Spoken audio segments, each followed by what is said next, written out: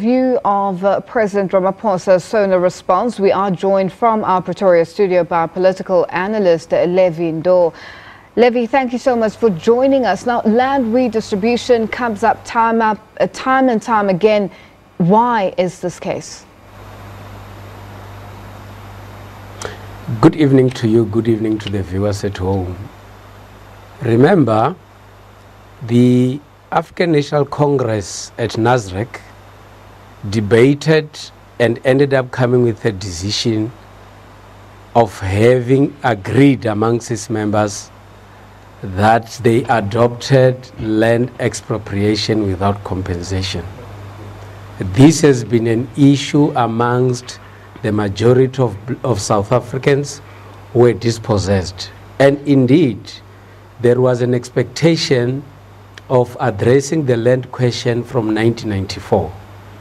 And I think now that there has been a decision taken by the ANC in Nasrec, President Ramaphosa and all members of parliament feel that this issue has to be re-debated at parliament and a decision has to be taken. But it is not Mr. Ramaphosa's call. The ANC has taken a resolution, and the members of the ANC has to ensure that this resolution is actually implemented. But I think the most interesting part of this issue is that the majority of the political parties in parliament seem to be in agreement that indeed this exercise has to be done, and very much speedily.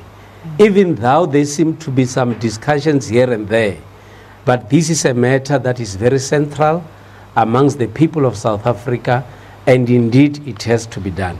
And I think the reason why it's coming into the picture again is because of the dire interest of the people on the ground, and also some form of optimism whether indeed this is actually going to happen. And I think the challenge now lies with the lawmakers to ensure that this actually becomes a reality. I was just going to ask that, Levy, that how is this process going to be implemented? As you say, there's still going to be a sort of discussion and something put into law, and it must be done within the constitution of the country. How do you think is the best way or the best approach to get this done correctly? Well, I think for me the best approach will be firstly to follow the parliamentary processes, to make sure that parliament has to agree and adopt a decision in terms of land expropriation. But in South Africa, because we abide by the law, then as the president has actually indicated, it has to be done following the laws that are there.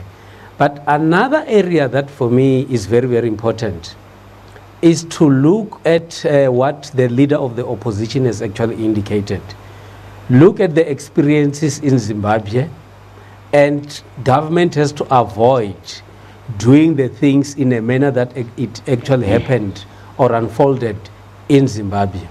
One of the areas that they also has to look at is to ensure that the process is done legally.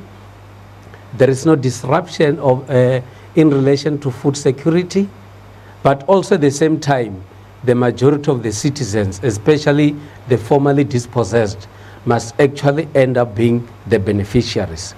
But more importantly, Lulu, the matter of land re-expropriation should not reverse the hatred or tensions that actually happened on the basis of race.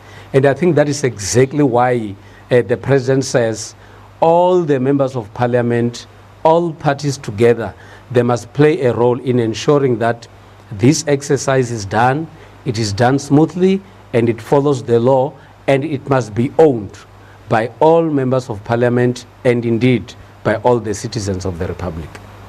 Moving on to the issue of Marikana, the Marikana massacre, President Ramaphosa touched on it, and was this expected? Did the opposition expect him to touch on this, as there were questions with regards to what he has done since he was a director at the time at Lonmin, what he was going to do to ensure that there was redress for the families who lost their loved ones or who lost their livelihoods. What's your take on his response on the Marikana massacre?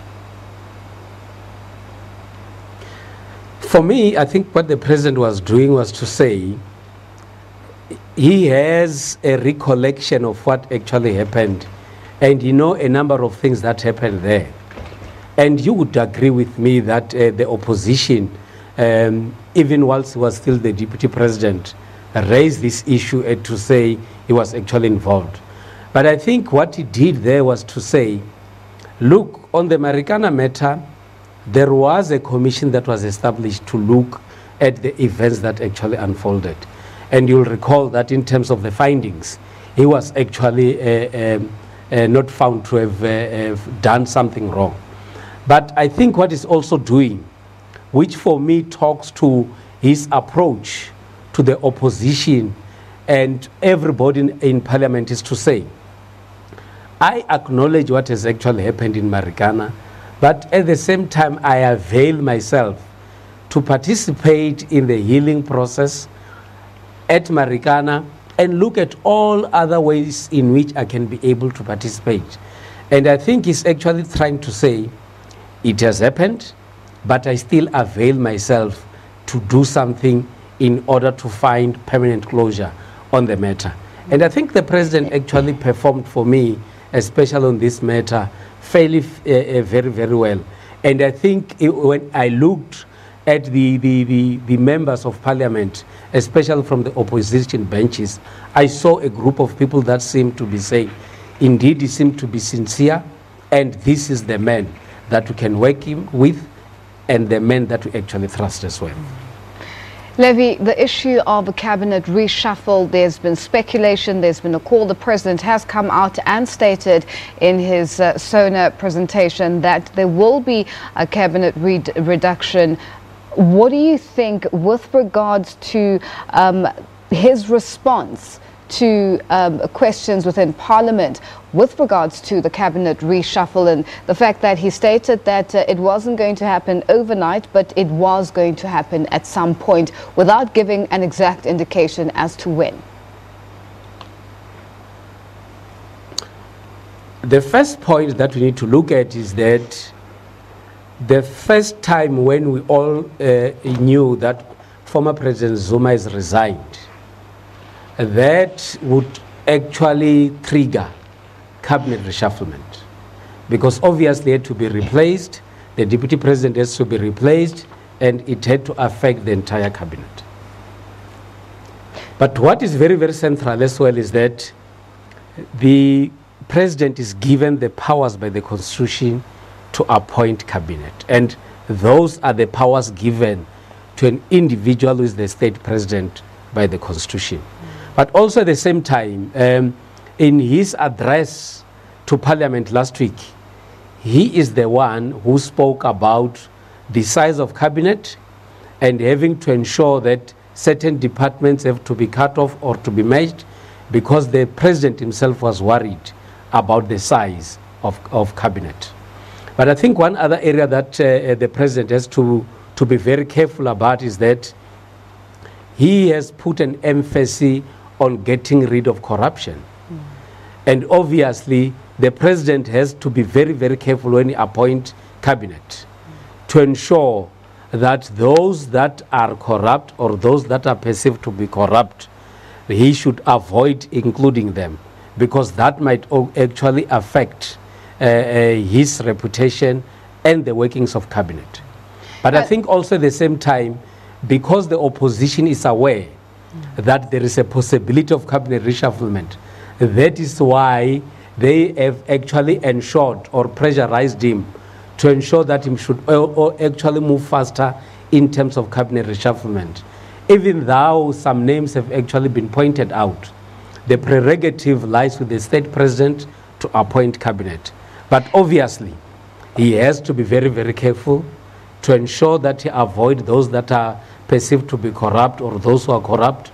But more importantly, the president has to ensure that the team that he appoints shares his vision and they must actually deliver on the expectations of the ordinary citizens of South Africa. Levy, unfortunately, we have run out of time, but thank you so much for joining us. We'll leave it there for now. That was Levy Ndou, a political analyst, and who was joining us from our Pretoria studios.